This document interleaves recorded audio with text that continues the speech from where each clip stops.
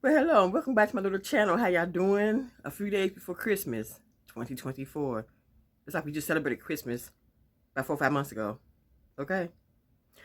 But today I'm going to talk to y'all about caring and dealing with an ill spouse. Okay? I'm going to tell you, like, my journey of dealing with he's a functional, but he's still ill. Okay? And how important it is to talk to your family about family medical history. I'm going to get to that, okay? Now, just a quick backstory on how I met my husband. Me and my husband, we were co-workers for 4 years, okay? My husband, he's a psychiatrist, okay? Me and my husband started working together back in 1999, okay? We worked together from 99 to 2003. And that's when he went to another office to go work for, somebody else. So shortly after that, after he left my office to go work for a different office, shortly after that, he asked me out. He called me and asked me out on a date, and I accepted because I knew when we worked together, we liked each other. I think I liked him as a friend, but I think he wanted more. To be more friends with me, but he didn't know how to approach me. Of course, we was co-workers. I wasn't really trying to do that. But anyway, so when he went to a different office, he called me. We went out on a date and everything was, we had a nice time. So this is back in 2003, okay?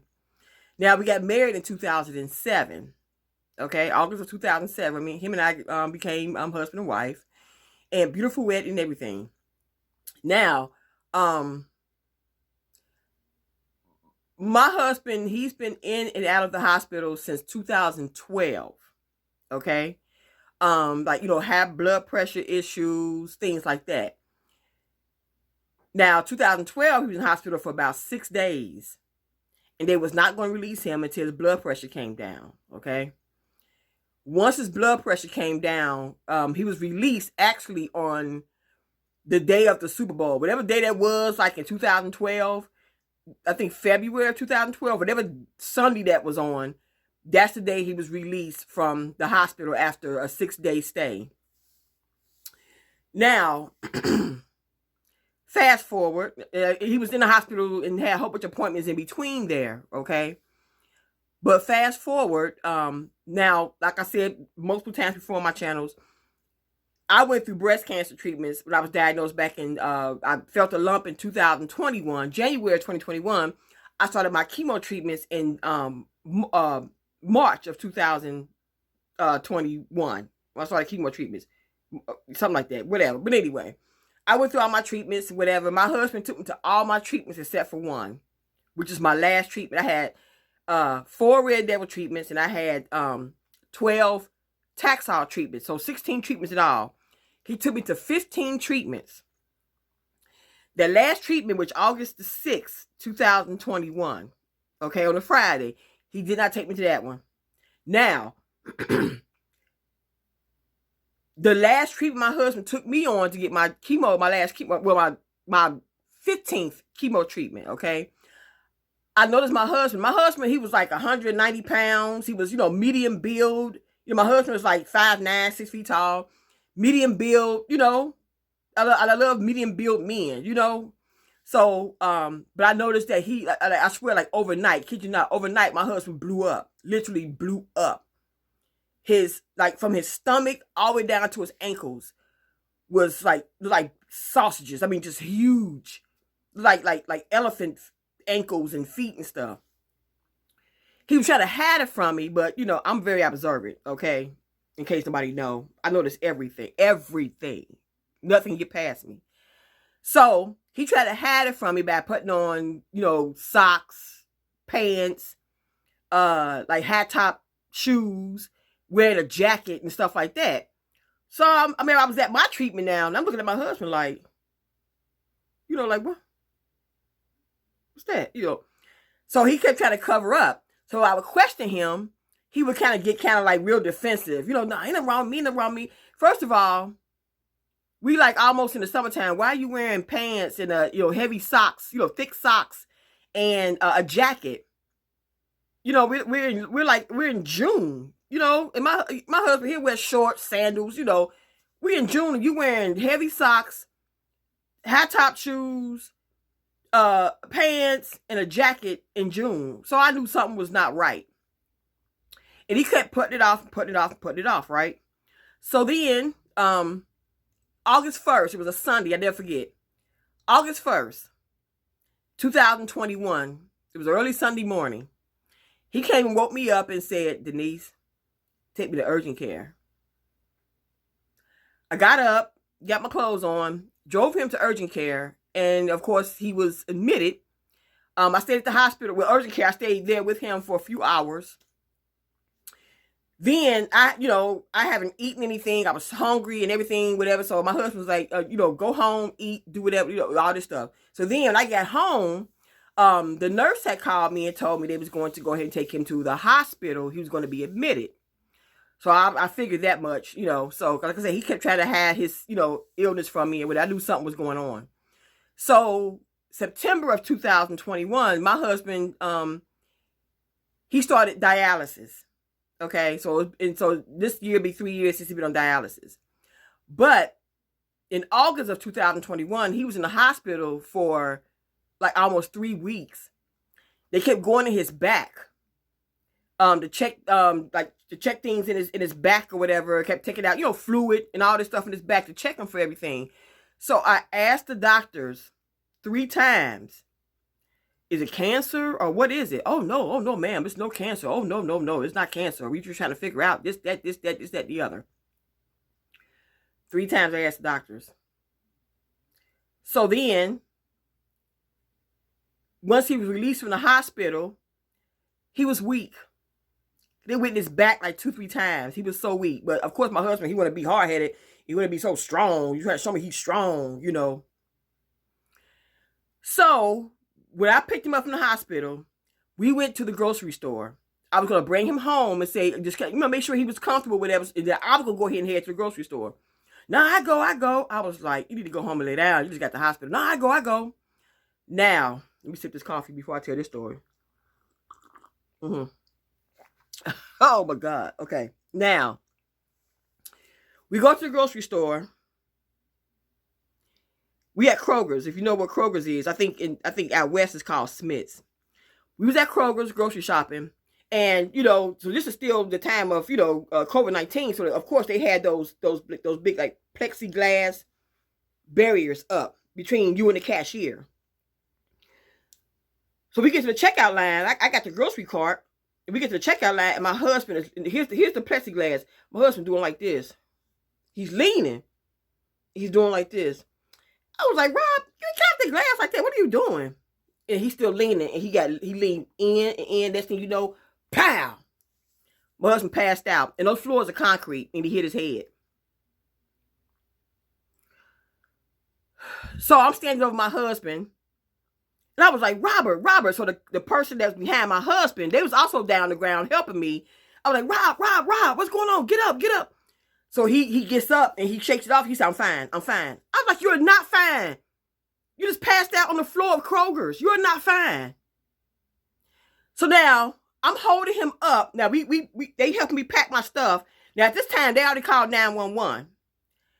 We get out to the parking lot. Now I'm literally holding him up by his belt loops. At this time he had lost so much weight.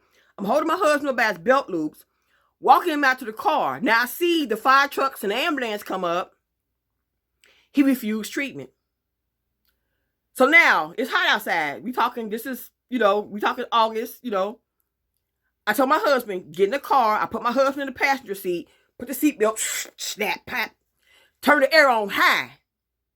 Turn the air conditioner on high. Rob, sit down. I got the groceries. Let me go ahead and pack the trunk up. I'm packing the trunk. He gets out of the car. He's helping me pack the groceries up. Robert, get back in the car. I got this. No, I'm going to help you. Robert, get back in the car. So he's taking groceries from the cart to the trunk of my car. And then he was doing this. And after so long, he slowed down. He did like this. He passed out and he fell dead smack into me. Now, here's my trunk. I'm like this. I'm holding him, my purse, 2 grocery bags on my arm. So I'm like this, and I'm holding the grocery cart so it won't roll. I'm holding the grocery cart with my left foot. So I'm like this. I said, Robert. Now, there was a couple sitting in the car looking at us. They thought him and I were fighting. I'm like, no. My husband just passed out again. He just passed out in the store. Now, at this time, the fire truck and the ambulance, they already pulled off because he refused treatment. So now, these 2 sisters, I think them, I wish I could find them 2 women. These 2 sisters walked up. Husky sisters. These sisters, these ones probably had your back, your front, and your sides, okay, if you need them for something. They walked up and was like, ma'am, is he okay? I said, no, he just got to the hospital. It's his kidneys. My husband passed out. This girl, she lifted my husband up like a baby. Lifted him up, put him in the front seat, put the seatbelt, snap, back like I just did earlier. She told him, sir, you need to stay in the car. And I gave him both hugs. I said, thank y'all so much. Thank y'all so much. And she helped me, both of them women, they both helped me finish putting the groceries in my trunk. I gave them both hugs and thanked them so very much. So I don't know who they are. If you ever see this video, thank y'all so much. I don't know. I mean, they were so helpful. So I pull off. We get home. I told my husband, I said, I'm taking you back to the hospital. He was kind of like, no, please don't. I said, He begged me not to take him back to the hospital. So I brought him home. And again, I had to hold him up by his belt loop to walk him inside the house. I put him in the bed. I took off his jeans and stuff. I put him in the bed, whatever, this and that. Turned the air on so he can have some air because he needed air.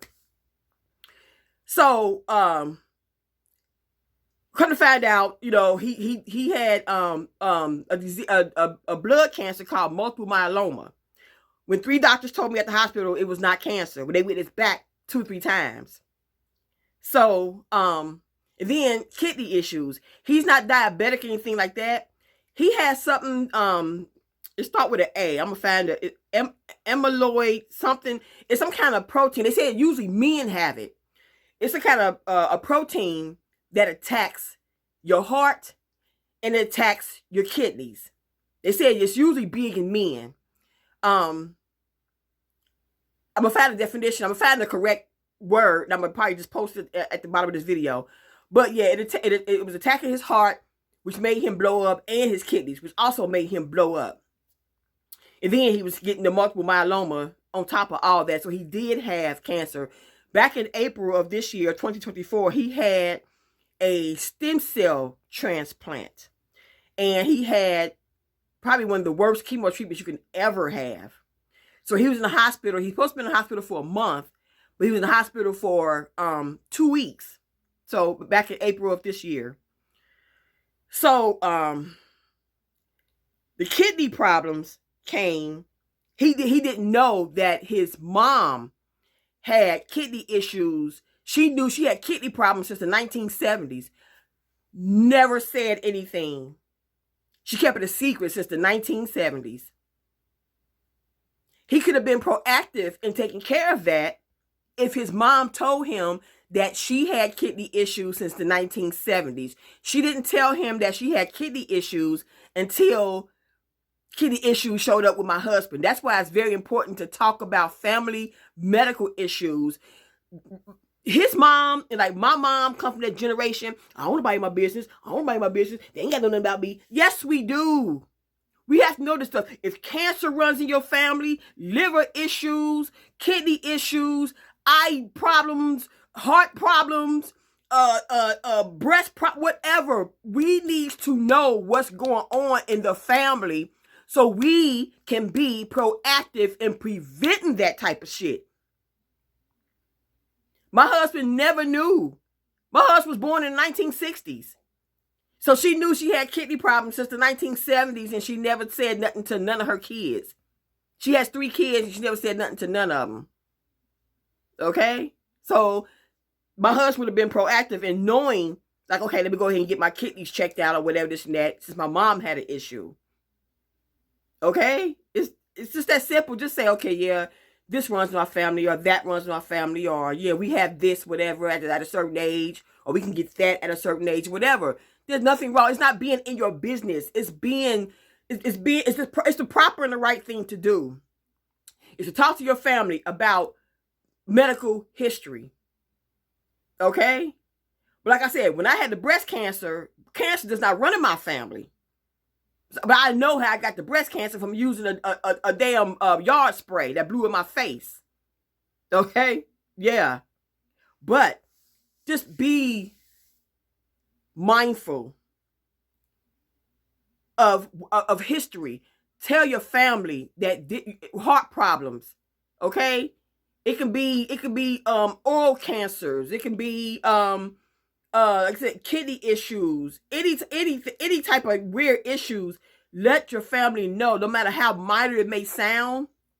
Tell them, because things can start off minor, but it can become major.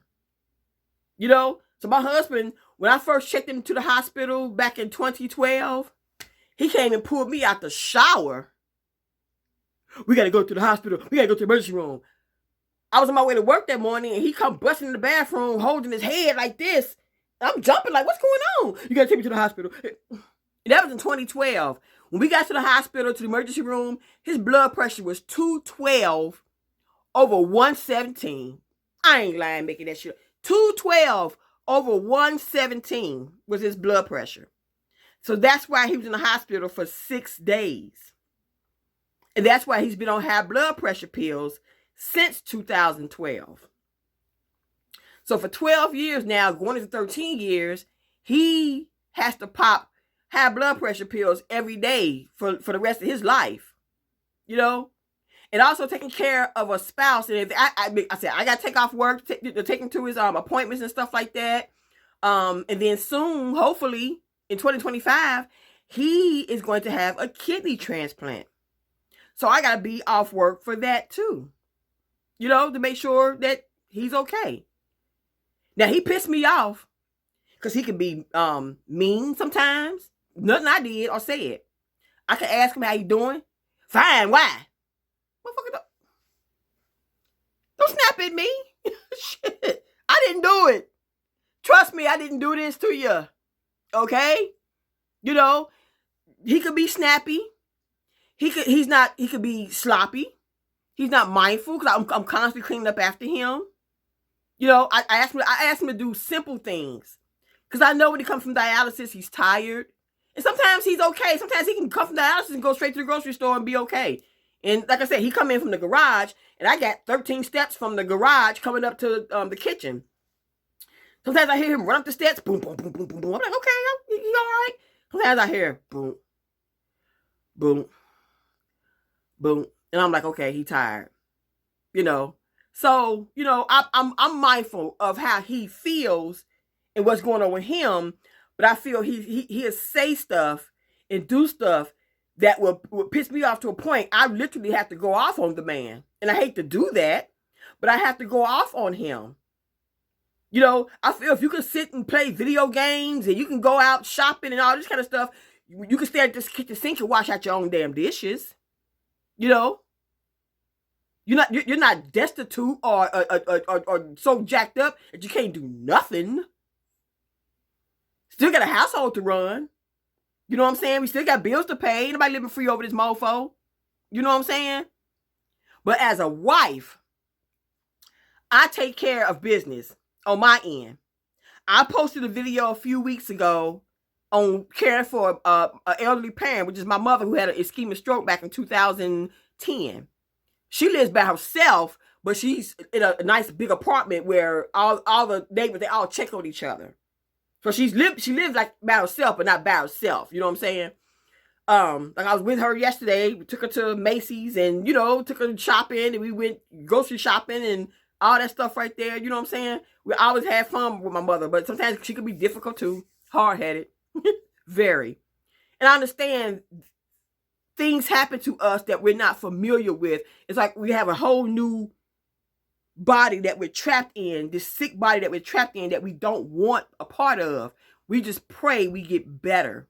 I just want to get better. That's it. But don't take everything out on the very person that is caring for you. I did a video a few weeks ago about that. The very person that cares and loves for you, that's the one you that's the one you snap at. But the ones that really don't come around or give two shits about you, them the ones you just want to hold them so near and dear. You just love them. They don't give a damn about you. They don't. They gonna come around and see what they can get from you. But other than that, they don't care about you. Boo boo.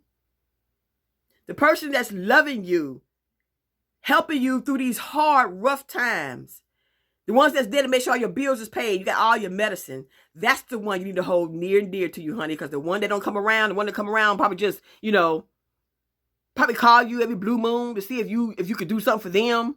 Not what they can do for you, but what you can do for them. Then the ones you don't need. You're going to go into 2025 effing with the people that you don't need. They don't give a damn about you. They don't care how sick you are. It's about, you got some money I can borrow?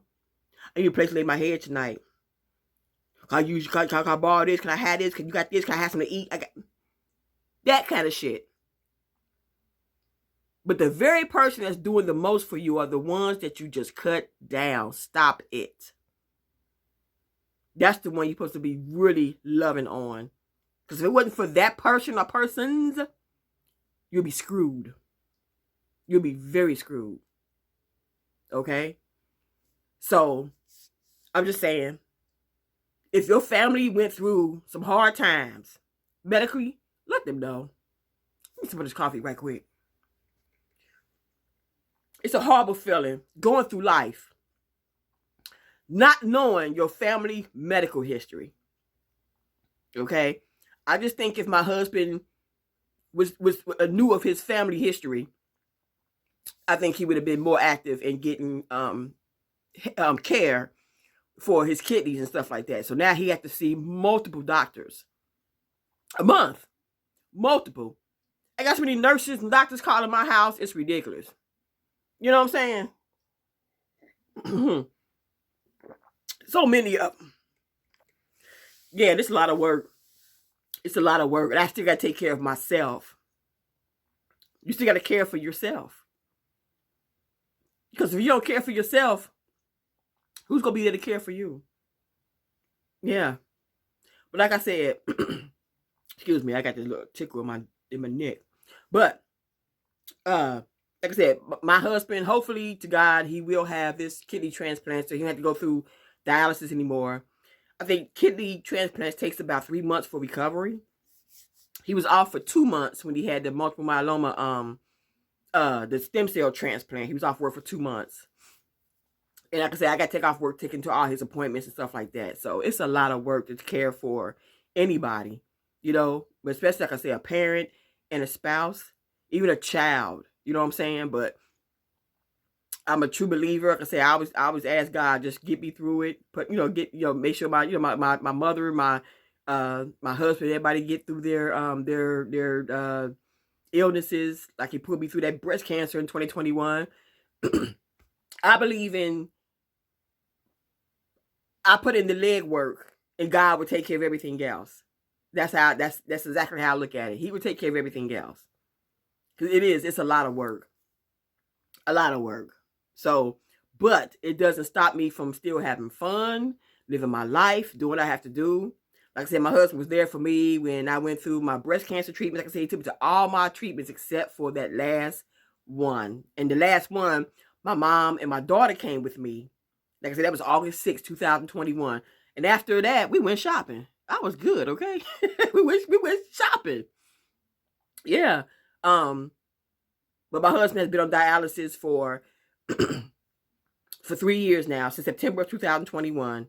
So, yeah, when you go to doctor's offices, whatever, yeah, the hospitals, ask these doctors questions. Because doctors, we supposed to trust them. But like I said, when I asked those doctors 3 times, does my husband have cancer? Oh, no, ma'am. No. Because I found out he did. Because my thing is, why are y'all going in his back 2 or 3 times? like I said, when he passed out at the grocery store, that was crazy. That was crazy. And then when he passed out at the grocery store, about a week later, that's why I told my husband to stay upstairs. Now, again, he's hard-headed. I told my husband to stay upstairs. He got his man cave downstairs. You know, he watched TV, play video games, and all that. So I told my husband, I said, Rob, I want you to stay upstairs because I have the full bathroom right here by our bedroom. Nah, I'll be all right. I said, Robert, I want you to stay upstairs because if you pass out, and especially come up the steps, you're done. If you fall down them steps, you are done. So I want you to stay upstairs. I'll be all right. About a week and a half later, he came up the steps. I heard him come up the steps. And next thing I hear, pow! So I gets up, I runs. I come to he was in the kitchen. He had just came up the steps, and he took maybe a few steps, and he passed out and hit his head on the kitchen stove. Yeah, he hit his head on the kitchen stove. Now, if that was maybe about 5-6 seconds earlier, my husband would have been tumbling back down them steps. That's why I told him to stay upstairs. And when I told him that when he passed out and hit his head on the kitchen stove, he didn't remember that. I got him up, put him in the bed and everything, whatever, and he don't remember what happened. I told him what happened. You know, so then I guess he took heed to my advice then, and he kept his behind up here for a while, upstairs for a while. Yeah. So, men, I'm talking to y'all right now. Listen to your woman. When she asks you or tell you something, she's not bossing you around or being mean. Or that. She loves you, and she's just looking out for your best interests. Quit trying to be macho. It's because there's a lot of macho men in the graveyard, okay? A lot of them. Quit trying to be macho. You don't have to show her that you're a man. She know you are. She know you're a man. Because if you wasn't, she wouldn't be with you. Okay? That's all I'm saying. Just come on. You better come on in. Come on in. That's her heart. Loving on you. Letting you know, brother, I love you. I love you. I don't want to see you hurt. So if she gets mad at you because you're not doing what she asks of you, and something happened, that's your fault, dog. Like I said, 5 seconds earlier, my husband would have tumbled down them steps backwards. Backwards. And he would be probably unalive today, or a broke neck, or a vegetable right now, because he didn't listen to his wife. I know what I'm talking about when I say things. I'm not making stuff up. I know what I'm talking about. Looking out for his best interests. Yeah. But all right, you guys. I'm into almost a half an hour in this video. I'm going to finish sipping on this coffee. Okay? Okay. You guys have a Merry Christmas. I'm going to get back with y'all soon. This was just a really my story video of taking care of a spouse that's sick. He's on dialysis. Like I said, he's still working and everything like that, but it's me, and on my end, taking care of him. It's a lot of work, but he does take care of himself. But I'm saying I'm the one who got to pick up all the pieces. I'm picking up a lot of pieces. I'm doing most of everything. Yeah, so I'm trying to keep my own stress levels down, okay? Because I know I ain't the only person going through this, okay? But you guys have a beautiful Christmas. God bless you. I'm gonna get back with y'all in this video. Let me finish sipping on the coffee, and I will see y'all again soon. Deuces.